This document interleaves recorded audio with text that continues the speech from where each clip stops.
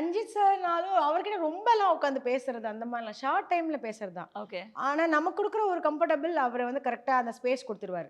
Act பண்ணும்போது. ஏன்னா அவங்கலாம் மூவில இருந்து பெருசா பண்ணும்போது கரெக்ட். எப்பவுமே மூவி ஆர்டிஸ்ட்க்கும் சீரியல் ஆர்டிஸ்ட்க்கும் சின்ன வித்தியாசம் என்ன அப்படின்னா அந்த ஒரு ஒரு அந்த ஆக்டிங்கை எப்படி பண்ணணுங்கிற ஒரு விஷயம் இருக்கு.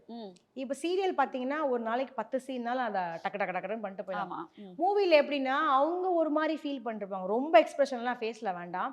ஆனா அதை மைல்டா கொடுத்தா தான் அழகா இருக்கும். அதுதான் உண்மை. ஆனா இங்கத்துக்கும் அங்கத்துக்கும் வித்தியாசம் இருக்குல்ல. அவங்க ஒரு ஸ்பேஸ் எதிர்பார்ப்பாங்க.